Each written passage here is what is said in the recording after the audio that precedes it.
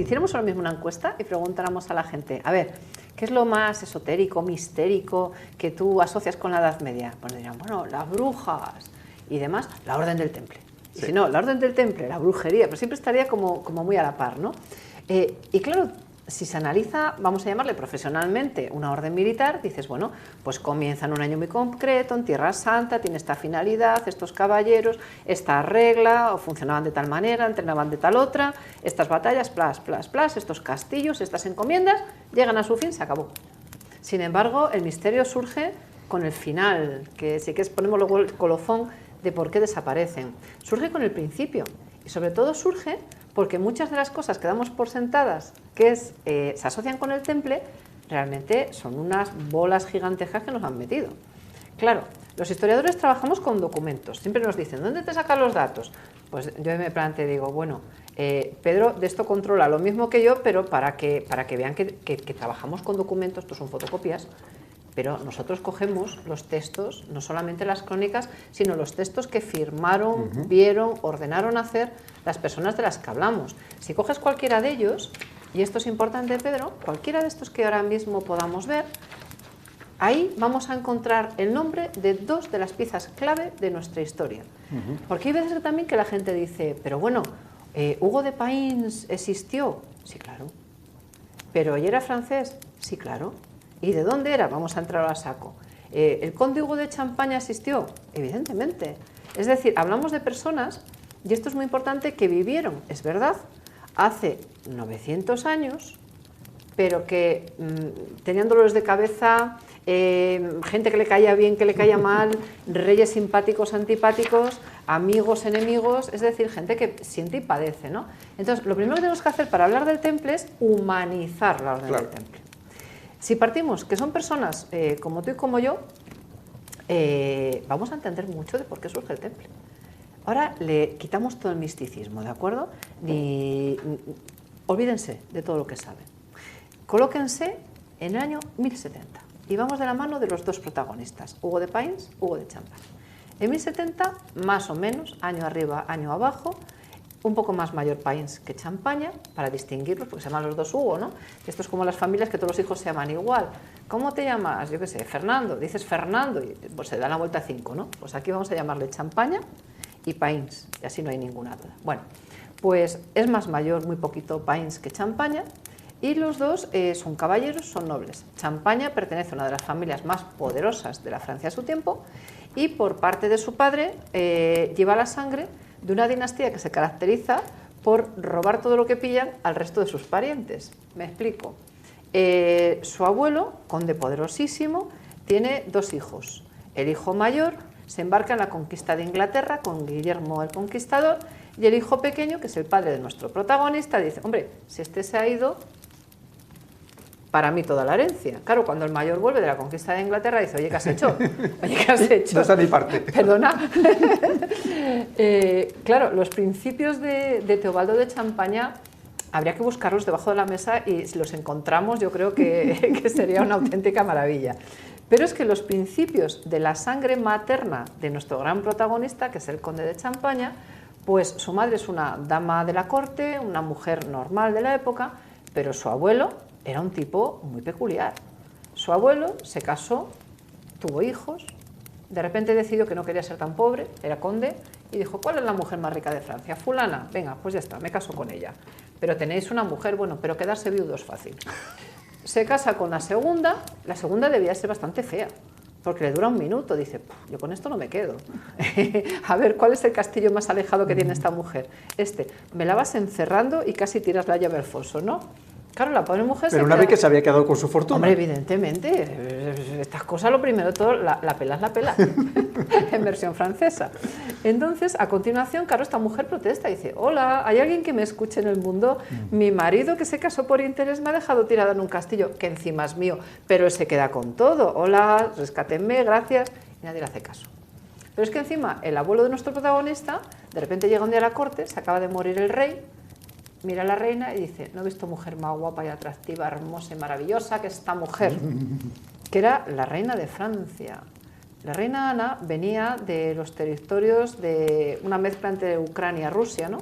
Y debía ser espectacular. El conde la mira, cae flasheado, amor a primera vista, y dice, yo esta me la llevo. Claro, esto de yo hasta me la llevo siendo la reina y el otro un conde casado, es complicado. ¿Qué es lo que hace? Un día entra a caballo y le dice, reina de Francia, a la grupa, y se la lleva y la secuestra. Tiene relaciones sexuales con ella, es el escándalo de la Europa de su tiempo, y dice, bueno, ya está, se acabó, ¿no? Queda claro que yo estoy con esta mujer. Y le dicen, pero estás casado con otra. Y dice, ya no. Entonces, este es el abuelo que después se casa con la reina viuda de Francia. Este es el abuelo de nuestro protagonista. Así que viene de una dinastía de la más elevada nobleza, vinculada con la corona. De la más elevada perversión. ¡Uf! Tremendo. Y de repente a este conde pues nace en un momento donde tiene un hermano mayor que es el conde de Blois, Esteban de Blois, que es un gran caballero en la primera cruzada, es un señor como la copa de un pino, un ejemplo de buen noble medieval, que además se lleva muchos años y le adora, es como su padre, por decirlo de alguna manera. Tiene un segundo hermano que se llama Eudes u Odo, que dura 1 minuto y medio. Tiene un tercer hermano que se llama Felipe, que le dedican al clero. Tiene hermanas, y este es el pequeño. ¿Cuál es el destino de un hijo pequeño en la Edad Media? Al monasterio a no dar guerra, porque toda otra opción era ser caballero de tus hermanos. Pero claro, una cosa es que tú te quedes en el monasterio y no des guerra, y otro tema es que la vida y el destino te cambien todo. Ese es el principio de Hugo, ¿de acuerdo? Entonces lo vamos a dejar en un sitio que se llama Molesmes, que es uno de los epicentros de la orden de lo que después será la Orden del Císter. En este momento hay un gran personaje, que es San Roberto de Molesmes, que ejerce un poco como padre tutelar de nuestro jovencito, que además es un gran reformador. Hay otro gran personaje, se llama Stephen Harding, que es un monje de origen anglosajón, que llega aquí, un hombre muy viajado, el típico amigo con anécdotas, que viaja por medio mundo y te hace las sobremesas muy divertidas. Bueno, pues este es Stephen Harding. Hay un tercero que se llama Alberico. Alberico es otro santo del Cister. Y bueno, pues en ese ambiente de paz y tranquilidad tenemos a nuestro jovencito. Pero por el otro lado tenemos a Hugo de Payens. Hugo de Payens, hay muchos que dicen, bueno, nació... pues todo el mundo quiere tener protagonista, ¿no? Hugo de Payens se llamaba en realidad Hugo de Payens en las fuentes, sí, o Hugo Paganus, o Hugo Payán, porque en la Edad Media los nombres patinan bastante, ¿no? Es como si ustedes cogen a un español como cualquiera de nosotros, pero que no sepa francés, y le dicen, ¿cómo te llama? Guy de Lusignan. Ala, ponlo por escrito. Entonces, esto da origen a que, por ejemplo, a Beltrán de Guesclin le llamemos en España Beltrán del Claquín, porque es lo que más nos sonaba.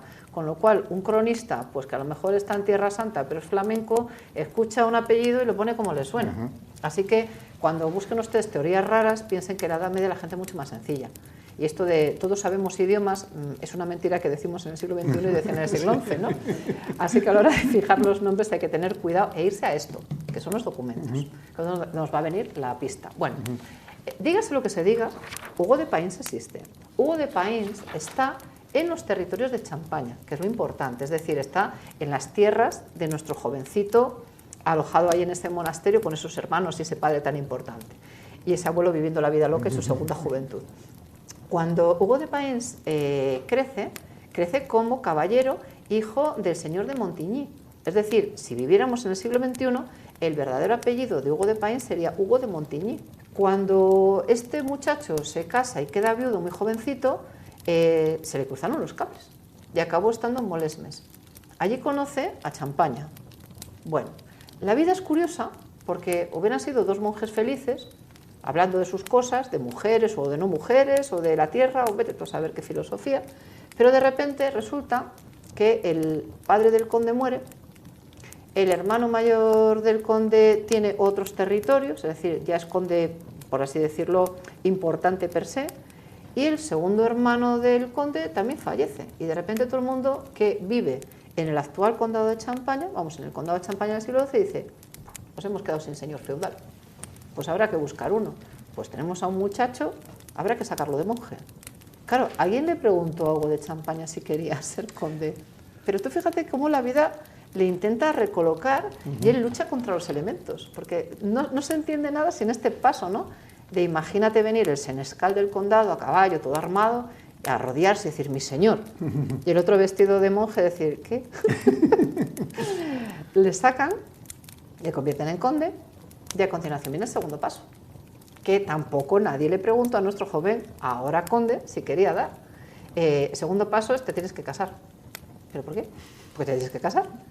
¿Podré elegir yo la mujer? No, ya la tienes elegida. Entonces, esto pasa mucho en la Edad Media y la elegida es la hermana del rey de Francia.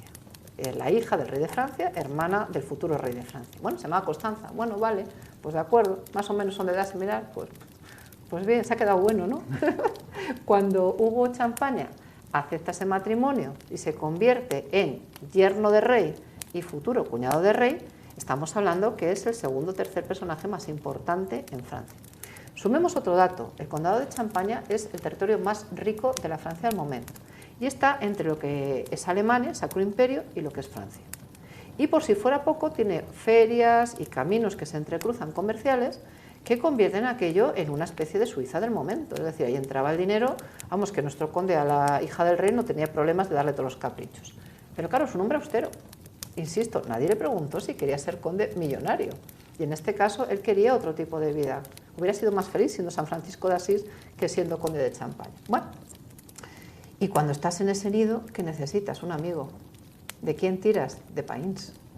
Porque compartes con él, has compartido con él. Te has levantado a las 3 de la mañana para ir a las 4, has estado en sexta, en completas, es decir, has hablado de todo. Él te ha confesado sus cosas. Entonces necesitas un amigo, que además es caballero. Claro, los dos juntos empiezan a evolucionar. Claro, Hugo Champaña, pues siempre la llamada del monasterio. Entonces siempre está acudiendo a Molesmes, siempre protege a sus monjes, hace muchísimas donaciones. En estos documentos y en todos los que se conservan se ve que es un hombre preocupado por los pobres. Es el ejemplo de buen señor de vasallos. Hay una enfermedad, hagamos un hospital. ¿No llegan a pagar los impuestos? No te preocupes. ¿Hay tanta pobreza? Dales tanto dinero. Es decir, es un gran señor. Pero claro, tiene el problema que con su mujer aquello no funciona. Si aquello no funciona, no tienes hijos. Si aquello no funciona y no tienes hijos, ¿para qué estás casado? Porque se supone que tienes que dar descendencia. Y ahora, suma a eso una chica joven con muchas ganas de tener descendencia, que ve que el otro se dedica más a rezar que a lo que tiene que dedicarse, que encima parece ser, por lo que ella dice, que le gustan otras, o sea, que de gustarle a alguien le gustan otras que no es la propia, pero se contiene, porque es un hombre muy respetuoso, es un verdadero caballero. Tiene un amigo que le dice cosas que no debe, y encima yo soy la hija del rey de Francia. Entonces, también muy nuestro, ¿no? Tengo un problema, ahora vas al psicólogo, entonces ibas a la cuñada. Pero es que tu cuñada es una arpía. Tu cuñada es una arpía, tu cuñada es mala como un dolor de muelas. Ha pasado casi como santa a la historia, Adela de Blois o Adela de Normandía. Adela es hija de Guillermo, el bastardo conquistador de Inglaterra. Adela se casa con un hombre muy bueno que la adora. Se conservan cartas de él a ella y de ella a él. Entonces nota claramente que él le dice cosas muy bonitas cuando va a las cruzadas. Ah, cómo te echo de menos, cuánto pienso en ti, añoro estar contigo y con nuestros niños. Él es súper tierno, es de verdad maravilloso. Y ella le responde como, estimado marido, 2 puntos, te informo que en el condado, claro, dices, pobre, ¿no? Este hombre que es maravilloso, menuda pedazo de mujer eficaz tiene al lado. Claro, Adela de Blois le da muchos hijos a Esteban de Blois, hermano de nuestro protagonista. Pero Adela es la típica mujer que hubiera deseado ser reina ella sola.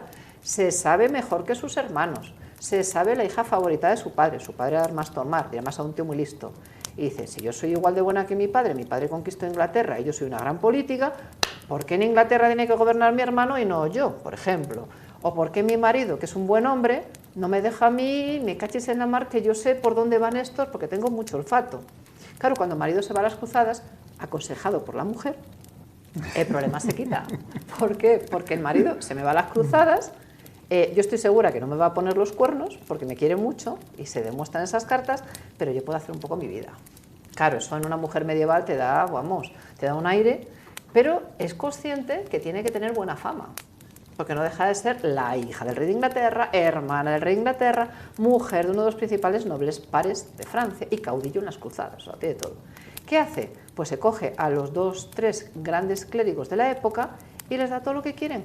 Es decir, compra voluntades e invierte en los medios, pone publicidad en los medios, de tal manera que en las crónicas de la época aparece, bueno, reflejada como, no sé, después de la santa que ustedes escojan, viene Santa Adela de Blois, Santa Adela de Normandía. Claro, el problema está en que nuestra santa viene un día a su cuñada y le cuenta todos sus males. Y nuestra santa dice, uy, si este no tiene hijos, el condado más rico de Francia pasa a mis hijos? Uy, si esta no se encapricha con este y yo consigo que aquello se rompa, ¿cómo se expande mis territorios? Y entonces empieza cual tío Gilito a hacerse sus cuentas. Las conspiraciones de toda la vida. Absolutamente. Les llamemos confabulaciones, conjuras, como los queramos llamar, que siempre han existido y siguen existiendo. Y además, ¿cómo disfrutaba esa mujer? Imagínate, o sea, que tenía que ser, esas conversaciones con la cuñada tenían que ser maravillosas. Y llega un momento en que nuestro buen conde, que iba a un monasterio, volvía de otro, pasaba la Pascua con los monjes, imagínate la hija de Francia así, otra Pascua más con los monjes, no. ¿Por qué? ¿Hay que fundar otro monasterio? ¿Por qué? ¿Por qué? ¿Por qué no podemos ir a otro sitio, no? Llega un momento en que nuestro conde recibe una noticia que es la que más daño le puede causar. Él quería muchísimo a su hermano mayor, este buen caballero. Entonces, este buen caballero había vuelto de las cruzadas cuando levanta el sitio de Antioquía él y se vuelve con sus hombres, porque no quiere gastar a sus hombres en una cosa vana. Luego las cruzadas acaban con la toma de Jerusalén y claro, cuando llega a Francia dice, uy, me paso de frenada, porque claro, han completado, pero yo he traído viva a mi gente. Su mujer, en lugar de decirle, cariño, que bien que estés en casa, le dice, eres un desgraciado que has vuelto. Que has vuelto. Imagínate que vuelves a dar una hora a tu mujer y tu mujer te mira así después de años y dice, perdona, batalla de Ramala, va protegiendo, protege, protege, y de repente yo creo que en lontananza ve a su señora haciendo así. Y en ese momento nos cuenta un alemán que decide hacer un movimiento suicida. Se mete en una torre. No era necesario, ¿para qué? Piensen que los caballeros medievales van protegidos con mucho hierro. A ver, y la zona de lo que hoy en día es Israel, hombre, pues mucho frío no hace, ¿no? Y más en el verano, con lo cual aquello tenía que sudar por todos los lados. Se mete en una torre, la torre la incendian y dice este caballo, dice, yo no entendí por qué se metió el conde Esteban allí, por qué defendió desde esa torre, por qué hizo lo que hizo y por qué además al final parece como que quisiera buscar la muerte, ¿no? Entonces hace un movimiento extraño, se refugia donde no debe, sale y se deja matar. Claro, la noticia llega con tiempo. Y la noticia llega de la de Blois, que me imagino que después de enterrar los restos que llegarán de su marido, diría, ¡ay, qué pena por Dios! Bueno, a lo que íbamos, ¿no? Más o menos, sería la reacción. El hijo que va a heredar es un chaval muy sano y evidentemente sintió la muerte de su padre. Y el que más lo sintió fue su hermano. A su hermano se le había muerto su padre segundo, ¿no? El hombre bueno, ejemplar en el que se veía, ¿no? Él tenía, por un lado, a Eudes de Blois y por otro lado tenía a Esteban de Blois y por otro lado tenía a Roberto de Molesmes. O sea, dos, el perfecto caballero y el santo. Y de repente uno desaparece.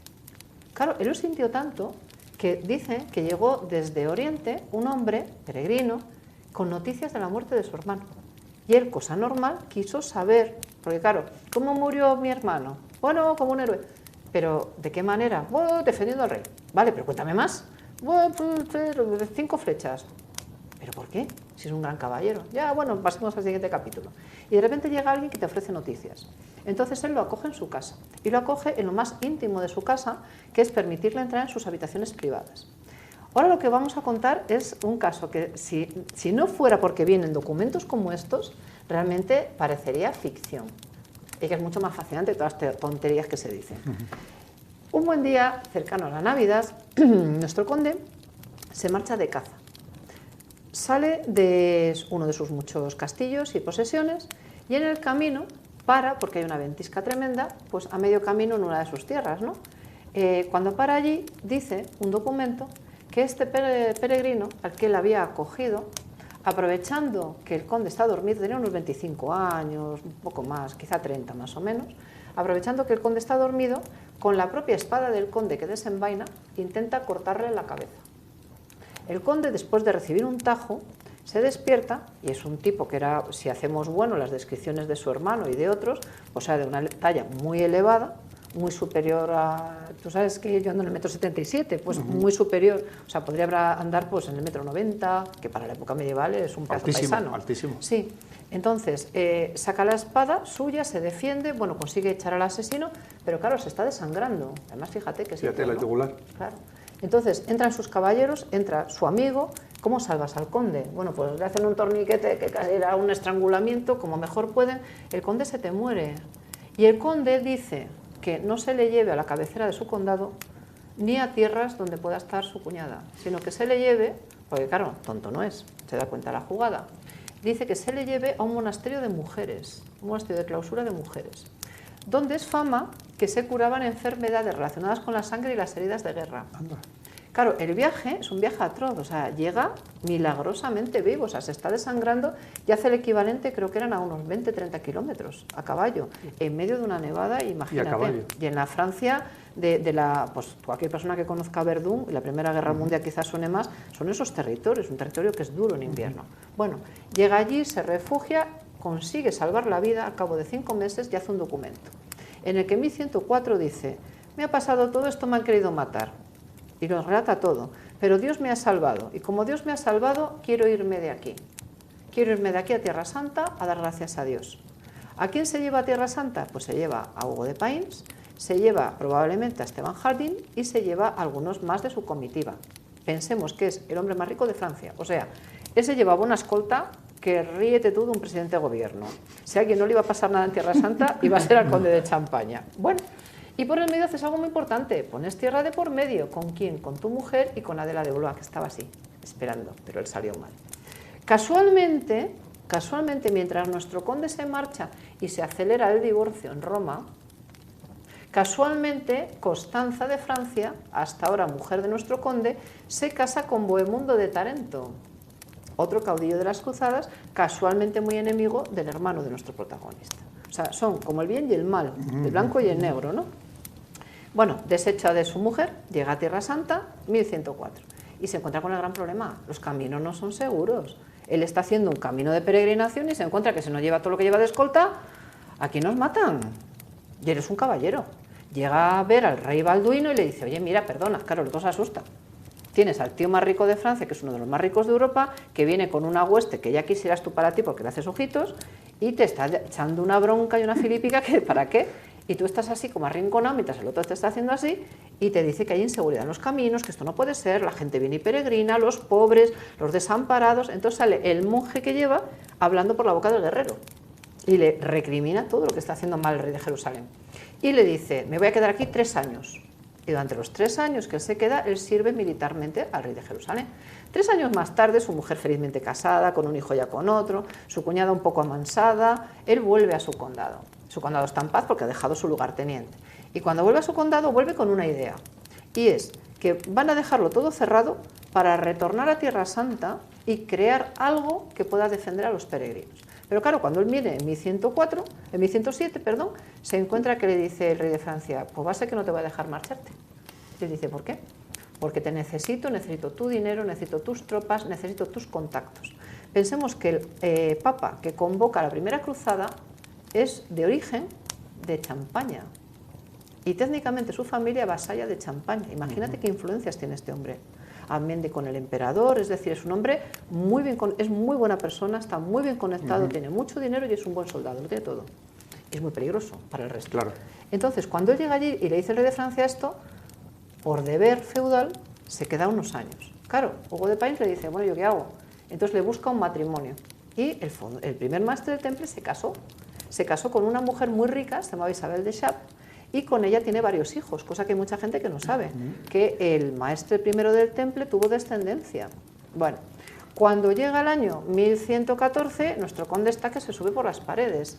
Se ha hecho muy amigo de un joven Bernardo de Claraval, son íntimos, Champaña y Bernardo de Claraval. Hay cartas muy bonitas de San Bernardo al conde, no a Payns, al conde, y entonces, bueno, pues comparten muchos ideales muy ascéticos. Pero claro, el conde le dice: no puedes quedarte así, si te vas a Tierra Santa, vete 5 minutos y medio y te vuelves, porque tú te tienes que casar y tienes que generar descendencia. Qué pesadilla, por Dios, tengo sobrinos. Pero bueno, vuelve a marchar en 1114. Está un año. Le obligan a volver a Francia y ya él ya tiene la idea clarísima de: me voy, resuelvo mis asuntos, me retorno a Tierra Santa. Y para garantizarlo dejan Tierra Santa a Payns y a otros compañeros y a otros vasallos, como André de Montbard, que es tío de San Bernardo y también es vasallo del conde de Champaña, y otros más. Es decir, deja a su gente allí, como diciendo: los he dejado, tengo que volver, lo has pillado, ¿no? Claro, el rey Balduino es consciente que este tipo es peligroso, porque este tipo hasta te puede pedir la corona, por las malas. Es que con el poder que tenía, la riqueza que tenía, los contactos que tenía... Menos mal que no salió beato, que no llega a salir belicoso y te enreda todo el reino de Jerusalén. Payns se queda allí, se queda, por así decirlo, vigilando y empieza a pergeñar un poco el germen de lo que ellos querían crear, ¿no? Que era una orden de caballeros destinada a proteger. Al principio piensan en vincularse al Santo Sepulcro y especializarse en la protección, pero luego aquello ya sabes que acaba derivando. Bueno, nuestro conde vuelve, Paín se queda. Nuestro conde vuelve y le casan con con la sobrina del duque de Borgoña. Eso era un pendón desorejado. Un pendón desorejado. ¿Por qué? Tuvo muy mala suerte, ¿eh? Si hubieran dejado en paz a nuestro conde, ¿cómo hubiera sido distinto? Nuestro conde le dice a su ahora esposa lo mismo que le dijo a la hija del rey de Francia. Yo no me quiero casar contigo, me han obligado a casarme, mantendremos las apariencias, pero tú haces tu vida, yo hago la mía y yo ya tengo sobrinos. Creo que es más claro, no se puede decir. En 1124 él participa apoyando al Papa, hay una serie de episodios con el emperador de Alemania, se marcha a Alemania defendiendo los intereses de Francia, luego está para arriba, para abajo y cuando vuelve 12 meses después se encuentra con ¿qué, Pedro? 12 meses sin ver a su señora, con que tiene un niño, que tiene meses. Que no se le parecía en nada. Que no se le parece nada. Y dice, ¿pero esto qué es? ¿Esto qué es? O sea, a ver, yo te dije que hicieras lo que te diera la gana, pero hay un límite. Pero no te pases. Pero no te pases. Entonces, claro, él plantea, dice, bueno, esto, o sea, ahora yo puedo disponer de tu vida, porque estamos hablando de la Edad Media, ¿no? Y estaba claro el adulterio, pero claro, también está la palabra de ella contra la de él, y es la sobrina del duque de Borgoña. Entonces ella, cuando le miran los caballeros, porque entra nuestro conde y dice, ¿pero esto qué has hecho? Y le dice, este es tu hijo, querido. Y él dice, este no es mi hijo. Y ella dice, sí, la palabra de uno frente a la de otro. Entonces, claro, ¿qué es lo que hace el conde? Dice, no, porque yo no puedo tener hijos. Y entonces se va con unos médicos, que yo esto lo he preguntado a muchos médicos, digo, ¿y cómo médicamente, salvo que al pobre le hubieran hecho alguna barrabasada, en aquella época, cómo podrían saber esto? Y me han dicho, dice, mira, pues porque si te llevas bien con ellos, te dicen lo que quieras, no te preocupes que decimos... A lo mejor le ponen a probar con otras. O le ponen a probar con otras.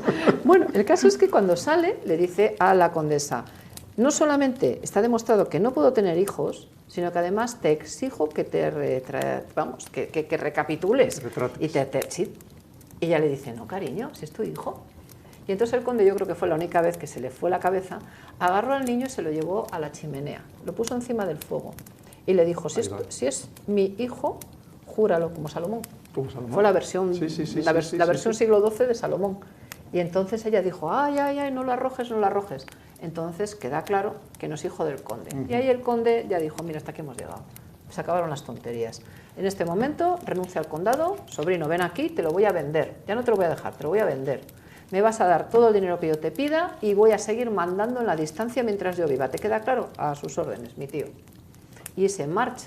San Bernardo le escribe, le dice, ¿pero por qué te vas? Si quieres retirarte del mundo, vente al monasterio de Claraval, que por cierto se ha fundado sobre tus tierras. Fíjate qué vinculación con el Cister más bonita. Quédate conmigo, somos amigos, no te vayas lejos.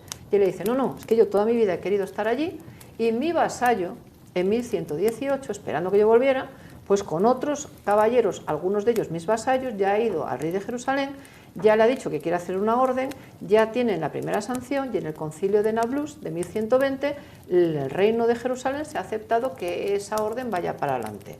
Así que como de momento están esperando la mayor proyección, lo siento, adiós rey de Francia, antiguo cuñado, adiós emperador de Alemania, adiós papá de Roma, adiós cariño, quedas con tu hijo, que además lo repudia de tal manera que es uno de los grandes campeones de las cruzadas, se llama también Eudes de Chaplit, y le llaman Le Champagnois, porque su padre que debía de haber pasado por padre, nunca le reconoció, es un personaje muy interesante, porque toda su vida intentó como hacerse bueno, ¿no?, al ejemplo de este conde que es un santo. Él llega a Jerusalén, y claro, según llega a Jerusalén, se le ponen todas a las órdenes. Vale, Païns es el primer maestre, pero qué casualidad cómo son los acontecimientos. Él llega en 1126, se presenta en la corte del rey, el rey le acoge como consejero, aparece firmando documentos en Jerusalén, y según llega, Païns sale con destino ¿a dónde? A Troyes, a la cabecera del condado de Champaña. Allí se ve, siguiendo las indicaciones de Champaña, con los representantes del papado y se ve con el rey de Francia, con los principales nobles, con su sobrino, al que lleva cartas, indicándole, sobrino, todo lo que te pida Païns lo vas cumpliendo, el concilio de Troyes que recoja lo que este te va a decir, me vas a apoyar la orden, le vas a dar dinero y desde aquí se va a ir con cartas de recomendación a ver a mi otro sobrino, que es el rey de Inglaterra. Y desde ahí te vas a ir, querido Païns, a donde yo te diga. Entonces sigue los pasos de todos los familiares directos de Champaña. Se llega incluso los primeros que van con Païns a venir hasta aquí, hasta el Reino de León. ¿Por qué? porque Raimundo de Borgoña, marido de doña Urraca, la reina soberana de León, es primo carnal de Champaña.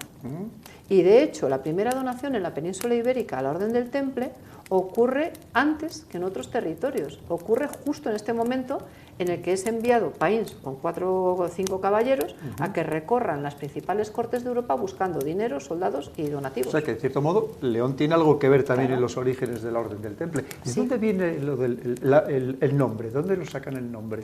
Pues el nombre lo reciben porque, claro, ponte en situación, tú eres el rey de Jerusalén.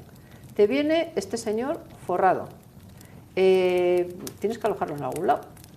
¿Dónde lo alojas? ¿Qué es lo más noble que tienes? La Torre de David y Al-Aqsa. Entonces les dejas que queden vinculados con el Palacio Real.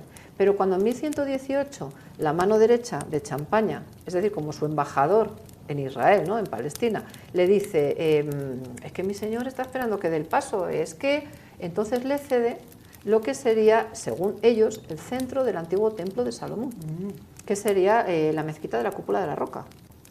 En ese centro, que después aparecen los sellos de los primeros templarios, es donde ellos se acuartelan en primer lugar, los primeros caballeros, que son 8 caballeros más 1, 9, ¿no?, que es Champaña cuando llega. A partir de ahí, digamos que lo que sería la mezquita del templo, que está sobre el Santa Santorum del segundo templo, pero no lo olvidemos, hay un paso intermedio, que es la iglesia de Santa Sofía, una iglesia bizantina.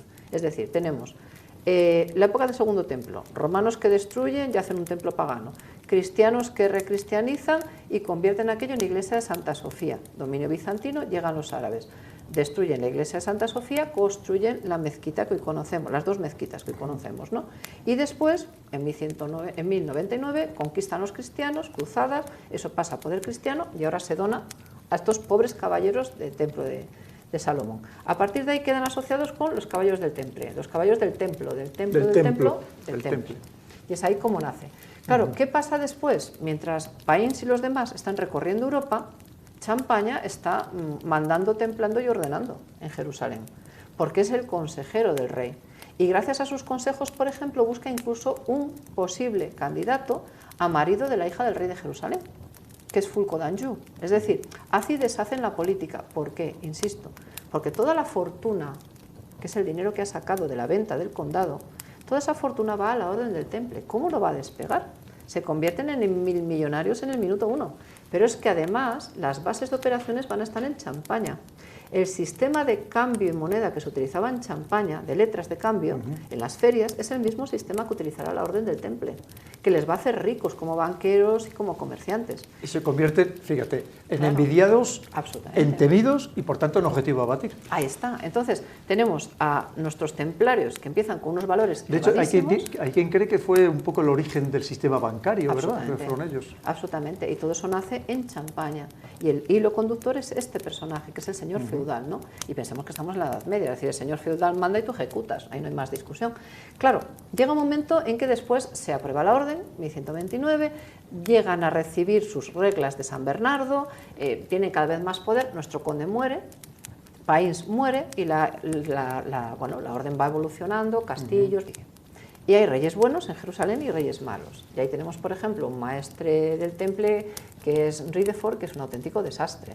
Tenemos un gran caudillo de las cruzadas como es Aladino, tenemos una batalla desastrosa que es Hattin, la de los cuernos de Hattin, y bueno, ahí es como un poco el principio del fin del reino de Jerusalén. Pero estos eran la tropa de élite. O sea, se pasaban, tú eres militar, por 24 horas al día, 7 días a la semana entrenando. O sea, estos eran unas máquinas de matar. ¿Sabes lo único malo que tenían? Decían que tenían una boca horrible, debían de saltar unos juramentos, ¿Ah, sí? Porque ha quedado un dicho medieval que es juras como un templario. ¿Ay, sí? Ah, sí, mira, pues eso no lo había oído nunca, ¿ves? O sea, debían decir barbaridades cuando, en medio de la presión del combate, sí, eso, cualquier cosa, ¿no? Sí. Pero bueno, que esto hasta es comprensible, ¿sabes? Sí, también, claro. Por el estrés. Entonces, ¿tienes más o menos idea de cuántos templarios pudo llegar a haber en el número máximo en un momento determinado de la historia? No se puede saber. No se puede saber porque tenemos templarios caballeros y tenemos lo que se llaman los sergents, que son como los templarios secundarios, que eran los que vestían de negro, los templarios caballeros vestían de blanco, y eran como toda la base. Y después también tenías a todos aquellos hermanos legos que servían a la orden. Pero piensa que tienes desde el castillo de Soure, que está en el actual Portugal, pero en aquel momento era Reino de León, que es la primera donación que se recibe. Tienes Ponferrada, por ejemplo. Tienes, por ejemplo, también que Alfonso el Batallador en su testamento deja bienes al temple. Tienes un conde de Barcelona como Ramón Berenguer, que también... Tú también puedes ser templario durante unos años, es decir, te admitían durante unos años, tú servías... Sí, sí. No necesariamente era de por vida. No, si querías sí, y si querías por unos años también podías. Y de hecho, bueno, lo tienes expandido en toda Europa Occidental y por supuesto en Tierra Santa, controlando muchos de los puntos claves. Claro, en 1291 cae Acre. Es un poco el principio del final. En 1302 cae una isla enfrente de las costas de lo que hoy es Siria, que era el último reducto que le quedaba a la Orden del Temple, 1302, Pedro. Y el maestre, que es Jacques de Molay, vuelve a buscar ayuda a su tierra, que es Francia, porque el rey Felipe de Francia se dice que quiso ser templario, curiosamente, y que acabó con el temple, se rumorea que quería ser templario. Ya sabes que suele pasar, ¿eh? Que el que no ha podido entrar en una orden o en la masonería o no sé qué, son los principales enemigos de esa orden o de esa secta o de ese grupo, de lo que sea, precisamente porque le rechazó en su momento. Totalmente. Y se convierte, claro, en un enemigo también para ellos. Pues tiene muchas ganas, porque además fíjate que se dice que Jacques de Molay fue el que le llevó a la pila bautismal, o sea que había mucha relación incluso personal. Bueno, él llega a Francia y se encuentra con que el Papa tiene una idea un poco rara, a su manera de ver, que es crear lo que se llama la figura del Rex Velator. El Rex Velator tenía que ser un rey viudo, un rey de cierta edad, siguiendo los consejos de Ramón Llull, curiosamente, que unificara las órdenes militares principales de los santos lugares y que coordinara el esfuerzo de todas ellas uniéndolas. Jacques de Molay, que se sabe el más rico y el más poderoso, dice, mira, o sea, no. Aunque estemos ahora con problemas porque el rey de Francia, querido Felipe, no nos paga las deudas, porque te recuerdo, querido Felipe, que fue nuestro dinero el que en buena medida avaló la liberación de tu antepasado San Luis de Francia, Luis IX, y que tú mismo, querido Felipe, insisto, nos debes muchísimo dinero. Entonces tienes por un lado, han perdido la presencia en Tierra Santa, que era su razón de ser. 2, el Papa quiere unir órdenes. 3, el Papa es francés y sigue lo que le diga a su rey a donde haga falta. Y 4, el rey de Francia tiene deudas gigantes con la orden. Y 5, en el entorno del rey de Francia hay mucha gente que malmete. Digamos que está todo servido. A partir de ahí ya sabemos en qué acaba todo. En 1306 les detienen, en 1307 es el esquema. Bueno, pues a partir de ahí se pone punto y final. Y hay un dato, fíjate, es curioso, porque hace unos años una investigadora que se llama Bárbara Frale, en los archivos vaticanos encontró un pergamino, que es el famoso pergamino de Chinon.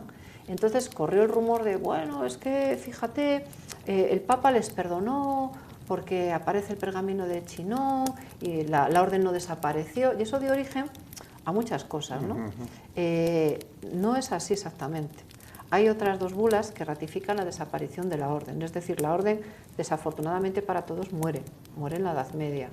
Es verdad que hubo un intento, porque el Papa se da cuenta que es cierto que se ha portado muy mala manera con los templarios, que en realidad eran también como su brazo armado, porque solo dependían del Papa de Roma. Es decir, él mismo se ha cercenado toda posible respuesta ante un desmán de un cristiano, de un rey cristiano. Cuando se pone punto y final al temple, hay distintas formas de resolver las cosas. Me explico. En Francia, todos a la cárcel, todos torturados, que confiesen, vamos. A mí me hace mucha gracia la gente que dice, es que adoraban a ídolos, hacían no sé qué... Eso es lo que te iba a preguntar luego, por esa parte esotérica que se comenta, que tenían o que podían tener, ¿no? Para que nos abundes un poco si de verdad eso es leyenda, si algo había, a ver qué podía... Mira, lo que es cierto es que cuando ellos están en Tierra Santa, hay una serie de, llamémosle misterios, que son muy reales. Uno de ellos es cuando vuelve el conde de su primer viaje. Es curioso porque hay un movimiento, viene con algo que no sabemos qué es, probablemente textos, que se los queda Esteban Harding, que es su amigo, y Esteban Harding manda que lleguen al monasterio expertos en la lectura de textos antiguos hebreos. Y también piden consejo a Rashid de Troyes, que es uno de los grandes rabinos y sabios talmúdicos de la época, para que interpreten esos textos. Honestamente, yo creo que lo que trajeron fue textos antiguos de la Biblia, honestamente. Pero el campo está abierto, porque date cuenta que los templarios tienen sus caballerizas en los que son las canteras debajo del templo. Y todo lo que es el templo, la mezquita, la explanada, tiene muchísimos túneles que tú sabes que se pueden ver, bueno, ahora a día de hoy no, pero está surcado por túneles y recovecos. Y todos sabemos que... De hecho, donde el muro de las Lamentaciones, a la izquierda, hay todavía un gran túnel ahí. Claro, entonces, todo eso existía en la época de los templarios y eso se le da a la Orden del Temple cuando comienza. Y a mayores de eso, tú piensas que cuando se destruye el segundo templo, las tropas de Tito, y se arrasa, pudo haber objetos que de forma apresurada se pudieran esconder allí. Es decir, puede haber muchas cosas de las que no tenemos respuesta y muchas preguntas que quedan en el aire. Si sabemos eso, que se trae una serie de cosas que exigen la presencia de traductores especializados. Bueno, y después su obsesión por volver. ¿Qué sabemos también? Bueno, sabemos de ese papel que tienen como guerreros de élite. Tú sabes que entre los militares os respetáis muchísimo. Vale, de acuerdo, tú eres el enemigo, pero tienes mucho en común con tu enemigo. Tienes una formación parecida, unos valores semejantes. Claro, entonces tu enemigo es tu enemigo, pero puede estar cerca de ser tu amigo. Con lo cual, guerreros de élite musulmanes y templarios tienen mucho en común. Y es fácil, además, que haya cierto sincretismo. Ellos, evidentemente, rezan a Dios, defienden a la Virgen María. El Císter es uno de los grandes impulsores de la devoción a María. Eso nadie lo discute, su carácter cristiano. Pero sí que es verdad que hay una serie de influencias y un entorno que hacen que tengas conversaciones de otro tipo. ¿De acuerdo? Al final son religiones del libro, lo que se llama religiones, junto con el judaísmo. Partiendo del respeto, que es muy importante.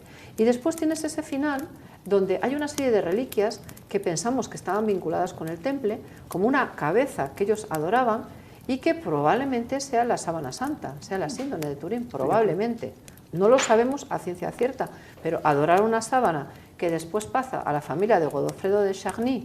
Los Charny son miembros de la élite del temple. Un Charny es quemado vivo junto a Jacques de Molay, y de los Charny pasa a los Saboya, de los Saboya está en Turín. Es decir, sí hay un potencial hilo conductor muy interesante en todo esto. Muchas de las riquezas se pierden, muchas se esconden, y importante, en Francia se les trata muy mal, pero por ejemplo nuestro rey les trató muy bien, y en Portugal el rey, que no acepta todas las acusaciones, Portugal es súper interesante cómo responde, dice, bueno, venga, dejaros de tonterías. ¿Que el Papa acabó con esta orden? Hacemos otra, la Orden de Cristo. Venga, todos los que estéis ahí os pasáis aquí. Y la Orden de Cristo, con la cruz idéntica al temple, es la orden que tú sabes que con Enrique del Navegante hace toda la gran proyección hacia el Atlántico, la exploración de las costas de África, y con la que se sabe que tuvo ciertas relaciones Cristóbal Colón. Es decir, es muy interesante el final.